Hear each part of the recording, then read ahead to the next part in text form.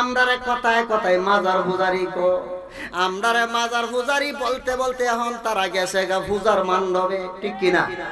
এখন তারা পূজার মণ্ডপে গে বেশি বেশি পূজা করেন, পূজাও যে রোজাও তা, পূজাও যা রোজাও তা, জোরে জোরে কর নাউজুবিল্লাহ। আলেম গেছে জালেম হইয়া কোরআন পড়ে সন্ডালে, শতুসাদির বাত মিলে না বেশার হার সোনের হার বেশার গলে গো, সোনের হার বেশার গলে। যদি বুঝিত কোরআন হইতো মানুষের কল্যাণ, কথায় কথায় সব মুসলমান কাজের বেলা টনটনা। এই পূজা করলে ইমান থাকে না, তোমরা জানো না, পূজা করলে ইমান থাকে না, তোমরা জানো না, ঘুষ খাইলে ইমান। নামাজ হবে না, জোরে কোন ঠিক কিনা? আল্লাহ সবকিছু পারে কিনা? আল্লাহ ইচ্ছা করলে কোনো কিছু ছাড়াও পারে, আবার ইচ্ছা দিয়েও পারে, উসিলা দিয়েও আল্লাহ পাক কি করেন? বলুন মারহাবা। আফ্রিকা মহাজঙ্গলে একটি পাখি, কিতাবের নাম হচ্ছে আজাইজুল মাকলুকা। এই কিতাবের মধ্যে কোকুলাস নামে একটা পাখি আছে। পাখির নাম কি? কোকুলাস। আনকমন কথা, হয়তো আপনারা শুনেন না। এই কোকুলাস পাখি জীবনে বাচ্চাও দেয় না, ডিমও পারে না, কিন্তু আল্লাহর কুদরতে ওই পাখির বংশ বিস্তার আছে। সুবহানাল্লাহ। এখন বলবেন হুজুর এটা শব্দটা কমায় দেন, নতুবা এটা একবার বন্ধ করে দেন, বন্ধ করে দেন, না কমায় দেন, একটু কমায় দেন। গভীর মনোযোগ। মা বাবা ছাড়া সন্তান হতে পারে? পারে। হযরত আদম আলাইহিস সালামের মাও নাই, বাবাও নাই, আল্লাহ পারে কিনা? এটা কাদিরের মতলব, এটা আল্লাহ পাক তার পক্ষে সম্ভব, ঠিক কিনা? কিন্তু বন্ধু আমার গভীর মনোযোগ, এই কোকুলাস পাখি ডিমও পারে নাই, বাচ্চাও দেয় নাই, কিন্তু আল্লাহ রাব্বুল আলামিন তার বংশ বিস্তার রেখেছেন। কিয়ামত পর্যন্ত ওই কোকুলাস পাখি জন্ম থাকবে, জোরে কোন সুবহানাল্লাহ। বংশ বিস্তার থাকবে, এটা আল্লাহর পক্ষে, আল্লাহ পারবে কিনা? বলবেন হুজুর এটা কেমনে সম্ভব? ওই কোকুলাস পাখিটা যখন মৃত্যুবরণ করবে, বন্ধু গভীর মনোযোগ, এটা আনকমন কথা, আমি কিতাবে যা পাই নোট করে আমি আপনাদেরকে বলার চেষ্টা করি। বন্ধু আমার গভীর মনোযোগ, কোকুলাস পাখিটা যখন মৃত্যুবরণ করবে, মৃত্যুর সময় গণায় আসবে, ওই পাখিটা আফ্রিকা মহাজঙ্গলের ভিতরে প্রচন্ড রৌদ্রের মধ্যে কিছু গাছ আছে, যে গাছটা হিন্দুদেরকে পোড়াইতে ব্যবহার করে। বলুন আপনারা গাছটার নাম কি? চন্দন কাঠ। কি কাঠ? ওই চন্দন কাঠ। কোকুলাস পাখিটা চন্দন কাঠগুলা রৌদ্রের মধ্যে নিয়ে আসে, চতুর্দিকে চন্দন কাঠগুলা সিস্টেম করে রেখে দেয়। এখানে কোকুলাস পাখিটা পাখা দুইটা পাখা মেলায় বসে থাকে, জোরে কোন আল্লাহু আকবার। রৌদ্রে না শ্যামার মধ্যে, ছায়ার মধ্যে না রৌদ্রের মধ্যে? কথা বলে না, কার মধ্যে? গভীর মনোযোগ। আল্লাহর কি মহিমা, আল্লাহর কি কুদরত বন্ধু গো। এই কোকুলাস পাখিটা চমৎকার ভাবে শুকনো শুকনো চন্দন কাঠগুলা নিয়ে আসে রৌদ্রের মধ্যে, একটা বাসা বাঁধিয়া দুটা হাত এইভাবে সরায় রাখে, পাকা সরায় রাইকা। প্রচুর রৌদ্র যখন আসে গো, হঠাৎ করে কোকুলাস পাখিরা বাসা সব দাউ দাউ করে হঠাৎ করে আগুন লেগে যা, কোকুলাস পাখিটা পুরা ভস্ম হয়ে যা। ভস্ম হইয়া শুধু খালি ছাইগুলা পড়ে থাকে, জোরে কোন আল্লাহু আকবার। কি পড়ে থাকে? ছাইগুলা পড়ে থাকে। বন্ধু গভীর মনোযোগ, ওই কোকুলাস পাখিটা পুড়ে যখন ভস্ম হয়ে যা, ছাইগুলা যখন পড়ে থাকে, আল্লাহর তিরিশমা বোঝা যায় না। যখন বৃষ্টি হয়, প্রথম বৃষ্টির ফোঁটা যখন ওই ছায়ের মধ্যে পড়তে থাকে গো, আল্লাহর কুদরতি প্রত্যেকটা বৃষ্টির ফোঁটা ছায়া পড়তে দেরি আল্লাহ রাব্বুল আলামিন একটা একটা কোকুলাস পাখির বাচ্চা বের করে দেয়, জোরে কোন সুবহানাল্লাহ। এই জন্য আল্লাহ রাব্বুল আলামিন পবিত্র কালামে আল্লাহ নিজে বস করেন, ইন্নাল্লাহা আলা কুল্লি শাইইন কাদির। আরো বড় করে কোন আল্লাহু আকবার। বন্ধু আমার গভীর মনোযোগ, আল্লাহ পারে কিনা? জোরে কোন পারে কিনা? আল্লাহ কেমনে পারে বন্ধু গো? শাইয়ুদুন নবুয়াত কিতাবের মধ্যে মাওহাবিলা দুনিয়া কিতাবটা আমি আনি নাই, কালকেও আমি পড়েছি, আর শিফা একটু আগে পড়েছি। এই যে শিফা শরীফ সুন্নি আলেমরা কিতাব ছাড়া কথা বলে না। এই শিফাটাকে যদি সময় পায় একটা চমৎকার আনকমন ঘটনা শোনাবো।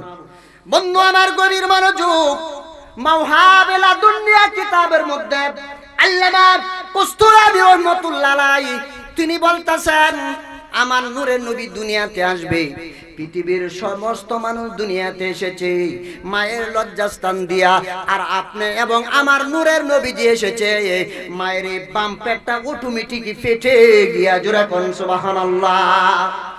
মা মানে বলতেছেন আল্লামা কুস্তুলানি মাওহাবিলা দুনিয়া কিতাবের মধ্যে উল্লেখ করেন, আমার আপনার নূরের নবী যেদিন দুনিয়াতে আসলো, আপনি এবং আমার নূরের নবীজির নবীর উপর থেকে হাঁটুর নিচ পর্যন্ত আল্লাহ রাব্বুল আলামিন জান্নাতের পোশাক দিয়া নূরের নবীর আগমন করাইছে। জোরে কোন সুবহানাল্লাহ। নবী আমার ডাক দেখো দুনিয়ার মানুষ,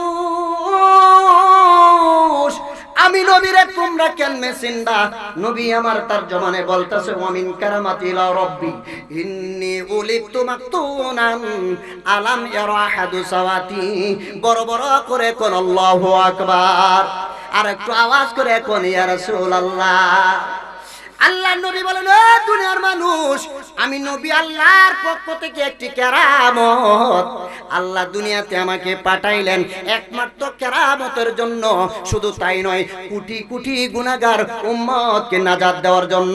জোরে জোরে কোন সুবহানাল্লাহ। এই জন্য দলিল আমার নূরের নবী বলেন, শাফাতি লিলাহালিল কাবারি মিন উম্মতি। আমার উম্মতের মধ্যে যে উম্মত বেশি বেশি বড় বড় কবিরা গুনাহ করবে, ওই উম্মতের আল্লাহ দয়া করবে না। তখন আমি নবীজি ওই গুনাহগার উম্মতকে যেদিন কেউ দরদি দেখাবে না, আমি কবিরা গুনাহওয়ালা উম্মতকে জান্নাতে নিয়ে নিব। জোরে কোন সুবহানাল্লাহ। আরো বড় করে কোন ইয়া রাসূলুল্লাহ।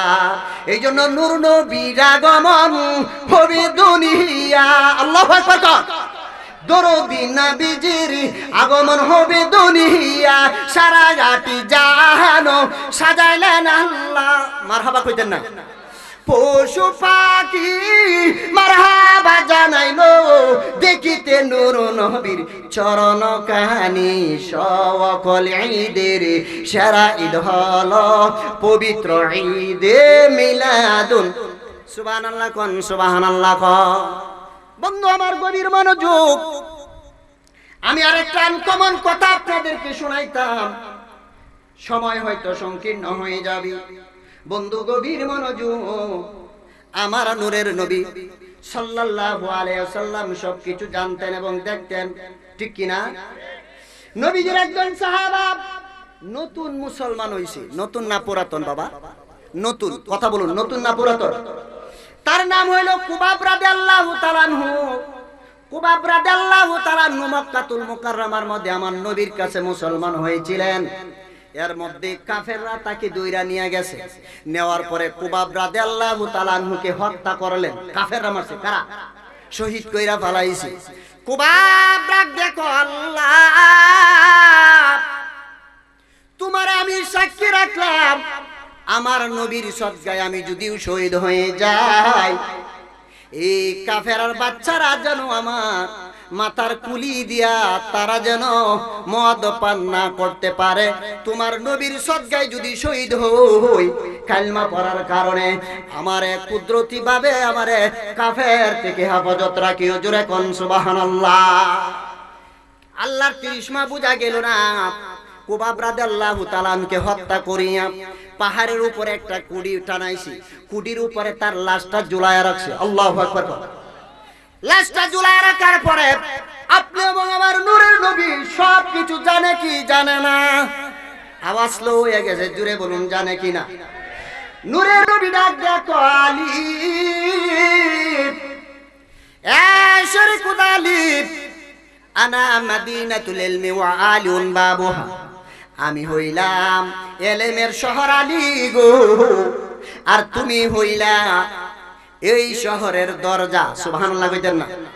ঘরের ভিতরে প্রবেশ করতে হলে দরজা দিয়ে প্রবেশ করতে হয়, আর একবার দরজা দিয়ে বাহির হতে হয়। জোরে কোন ঠিক কিনা? নবী ডাক দেবা আলী, ও আলী, তুমি একটা তাড়াতাড়ি কাজ করো। বলে ইয়া রাসূলুল্লাহ, কি কাজ করব? আমার নবী ডাক দেখো আলী রে, তুমি একটা কাজ করো, হযরত মেকদাদ রাদিয়াল্লাহু তাআলা আনহুর সাথে নিয়া তুমি গিয়া দেখো গো, কুবাবের লাশটা এমন ভাবে ঝুলায় রাখছে মুসলমান হওয়ার জন্য। কুবাব যখন শহীদ হবে, আমি নবীর উপরে হাওলা করে একটা কথা বইলা গেছে। তারা নিয়ত করছে কুবাবের মাথাটা দিয়া, কুলিটা দিয়া তারা মদ পান করবে। জোরে কোন নাউজুবিল্লাহ। আলী, আমি নবী সব জানি, আমি নবী সব শুনতে পেরেছি। আলী, তাড়াতাড়ি যাও মসজিদে আয়েশার সামনে গিয়া দেখো একটা পাহাড়ের উঁচুর মধ্যে, টিলার মধ্যে হযরতে কুবাবকে তার লাশটারে ঝুলায় রাখছে। এখান থেকে তুমি তার লাশটা নিয়ে আসো। শেরেকুদ আলী কয়, হুজুর আমি কেমনে আনবো, রাস্তা তো চিনি না। নবী ডাক দেখো মসজিদে আয়েশার সামনে যাইবা, আমার নবী জানে কিনা? কথা বলেন জানে কিনা? এই জন্য কবি বলেন, গাইবি কবর জানেওয়ালা এলো রে মহকায়, বলুন গাইবি কবর জানেওয়ালা, যার নাম শুনিলে চমকে উঠে, বাবা নাম শুনিলে চমকে উঠে, দিল বাকাবার হয়ে যায়। গাইবি কবর জানেওয়ালা এলো রে মহকায়, বলুন গাইবি কবর জানেওয়ালা। হযরত আলী আসরের নামাজ কাজা হইল বাহিরে ভাই, ঠিক কিনা? হযরত আলীর আসরের নামাজটা কাজা হইছে, আপনারা এই ঘটনা জানেন? হযরত আলীর আসরের নামাজ কাজা হলো বাইরে ভাই। এক ইশারায় মদিনাওয়ালা এক ইশারায় মদিনাওয়ালা আসমানের সূর্য উঠাই। সুবহানাল্লাহ কইতেন না? আমার মাটির দেশে তাইকা নবী, আমার মাটির দেশে তাইকা নবী আসমানেতে হাত বাড়াই। গাইবি কবর জাহানেওয়ালা এলো রে মক্কায়, বলুন গাইবি কবর জাহানেওয়ালা। সুবহানাল্লাহ কইতেন না? পৃথিবীতে এমন কোন মানুষ নাই, মায়ের সন্তান পৃথিবীতে হয় নাই, কিয়ামত পর্যন্ত হবে না। আসরের সূর্যরে মাগরিবের রক্ত চলে গেছে, আমার নবী আঙ্গুল মুবারক দিয়ে ইশারা মাইরা গো, আবার সূর্যটারে আসরের জায়গার মধ্যে নিয়ে গেছে। এইটা একমাত্র আমার নবীর পক্ষে সম্মান, এইটা আমার নবীর তাজিম, নবীর পক্ষে সম্মান। আমার নবীরে সম্মান দিয়েছেন কে? আরো জোরে বলেন কে? বন্ধু আমার গভীর মনোযোগ, শেরেকুদ আলী তাড়াহুড়া করে কথা বলা যায় না বন্ধু, গভীর মনোযোগ দিয়া। কথাটা কিন্তু আনকমন, কোন বক্তাও সহজেই কথা বলে না, কিতাবাদি পড়তে হয় বন্ধু, গভীর মনোযোগ। এইবার শেরেকুদ আলী তিনি গিয়া দেখলেন হযরতে কুবাবের লাশটা ঝুলায় রাখছে। লাশটা দেখা পাহাড়ের উপর দিয়ে তিনি কত শক্তিমান, তিনি তো শেরেকুদ আলী। জোরে কোন ঠিক কিনা? শেরেকুদ আলী, আল্লাহ তারে শেরেকুদা বলছে, এইদিকে লম্বা আলোচনা হয়ে যাবে। শেরেকুদ আলী পাহাড়ের উপরে উঠলো গো, পাহাড়ের উপরে লাশটারে আঞ্জামারে দড়িয়া, লাশের গলা থেকে দড়ি দিয়ে কুইলা তিনি এইভাবে লাশটা লইয়া ঘোড়ার উপরে উঠছে। দ্রুতগামীতে ঘোড়া চলতেছে, চলতে এইবার দেখা যায় 1000-এর উপরে মানুষ তারে বের দিয়ে লইয়া, 1000 মানুষ তারে এভাবে গোলাকার করে তারা বৈশা রইছে। মানুষ একটু ঘুম পাড়াইছে, ঘুমায় গেছে গা, কাফেররা ইহুদিরা ঘুমায় গেছে গা। শেরেকুদ আলী লাশটা কান্দের মধ্যে লইয়া গুড়া ছাড়ছে, ঘুম থেকে ওইটা দেখা লাশ নাই, লাশ নাই, লাশ নাই।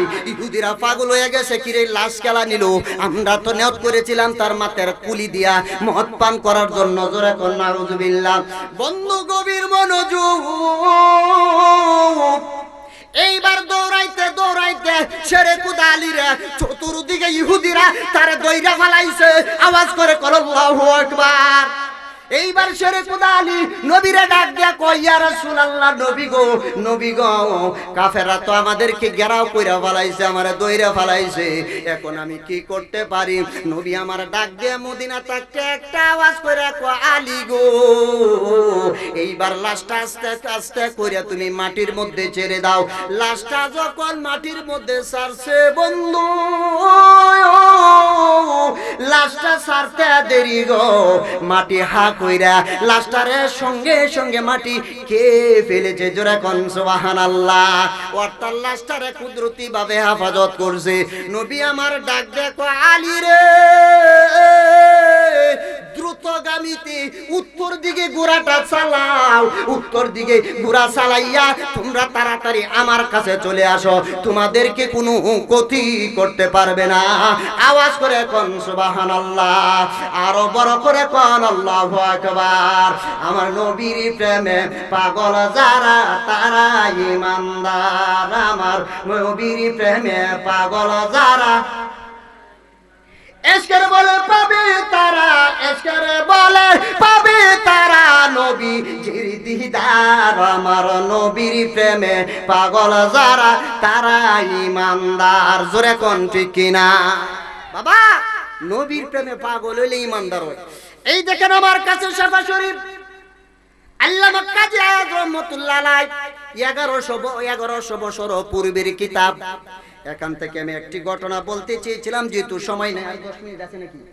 10 মিনিট দিয়েছে, বলেন মারহাবা। বন্ধু আমার গভীর মনোযোগ, আল্লামা কাজী আয়াজ আন্দলুসি রহমাতুল্লাহ আলাইহি এই আশ-শিফা শরীফ 1100 বছর পূর্বে আমার নবী শান লেখছে। সুবহানাল্লাহ কইতেন না?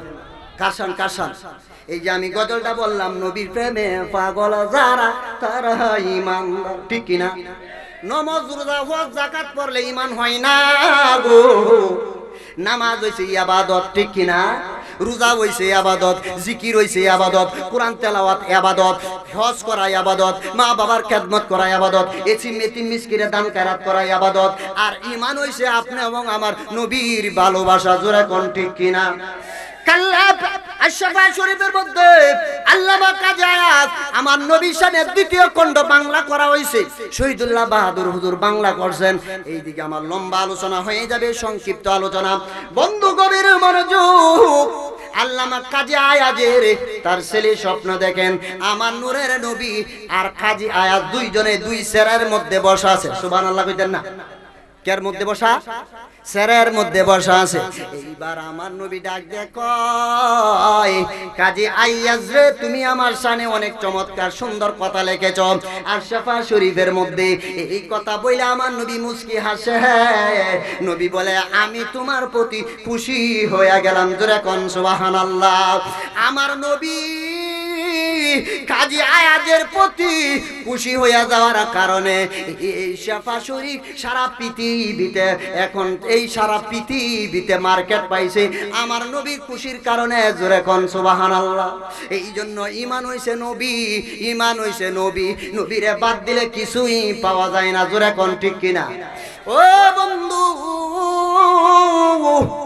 ওয়াজ কেমনে পড়বেন? চতুর্দিকে দুঃখে ভরা, কষ্ট বলা যায় না।